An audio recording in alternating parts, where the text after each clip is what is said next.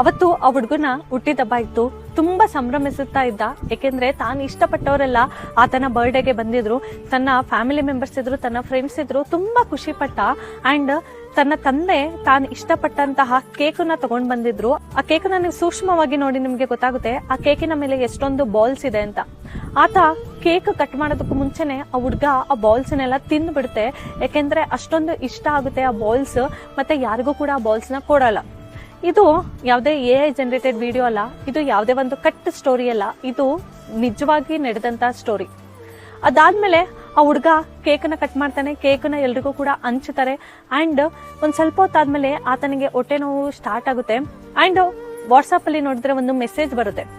ಆ ಮೆಸೇಜ್ ಅಲ್ಲಿ ಮೆನ್ಷನ್ ಮಾಡಿರ್ತಾರೆ, ಕೇಕನ್ನ ತಿನ್ನುವಾಗ ಸೂಕ್ಷ್ಮವಾಗಿ ತಿನ್ನಿ, ಯಾಕೆಂದ್ರೆ ನಾನು ಕೇಕ್ ಬಲೂನ್ಸ್ ಮಾಡ್ಬೇಕಾದ್ ಯೂಸ್ ಮಾಡಿರೋದು ಐರನ್ ಪಿನ್ಸ್ ಅಂತ.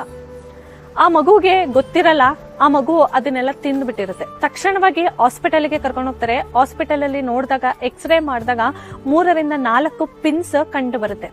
ಸೊ ನಾನ್ ಹೇಳಕ್ ಹೊರಟಿರೋದು ಏನಂದ್ರೆ, ನೀವು ಯಾವುದೇ ಒಂದು ಕೇಕ್ ಅನ್ನ ತಿನ್ಬೇಕಾದ್ರೆ ದಯವಿಟ್ಟು ಸೂಕ್ಷ್ಮವಾಗಿ ಗಮನಿಸಿ ತಿನ್ನಿ. ಯಾಕೆಂದ್ರೆ ಡೆಕೋರೇಷನ್ ಪರ್ಪಸ್ಗೋಸ್ಕರ ಅವರು ಹಲವಾರು ವಸ್ತುಗಳನ್ನ ಯೂಸ್ ಮಾಡಿರ್ತಾರೆ. ನಾವು ನೋಯಿಂಗ್ಲಿ ಅಥವಾ ಅನ್ನೋಯಿಂಗ್ಲಿ ಅದನ್ನ ನಾವು ಸೂಕ್ಷ್ಮವಾಗಿ ನೋಡ್ದಲೆ ತಿಂದು ಬಿಡ್ತೀವಿ.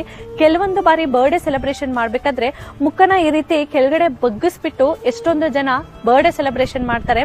ಆವಾಗ ಎಷ್ಟೊಂದು ಪಿನ್ಸ್ ಗಳು ಕಣ್ಣಿಗೆ ಹೋಗಿದೆ, ಹಣೆಗೆ ಹೋಗಿದೆ, ತುಂಬಾ ಬಾಡಿ ಪಾರ್ಟ್ಸ್ ಗೆಲ್ಲ ಹೋಗಿದೆ. ಅಂಡ್ ಈವನ್ ಎಷ್ಟೊಂದು ಸ್ಪ್ರೇನ ಯೂಸ್ ಮಾಡ್ಬೇಕಾದ್ರೂ ಅಷ್ಟೇ ಕೆಲವೊಂದಿಷ್ಟು ಫೈರ್ ನ ಕ್ಯಾಚ್ ಮಾಡ್ಕೊಳ್ಳುವಂತಹ ಸ್ಪ್ರೇಸ್ ಕೂಡ ಇರುತ್ತೆ. ಸೊ ಬರ್ಡೇ ಅಂದ ತಕ್ಷಣ ಬರೀ ಸೆಲೆಬ್ರೇಷನ್ ಮಾತ್ರ ಆಗಿರ್ಬಾರ್ದು,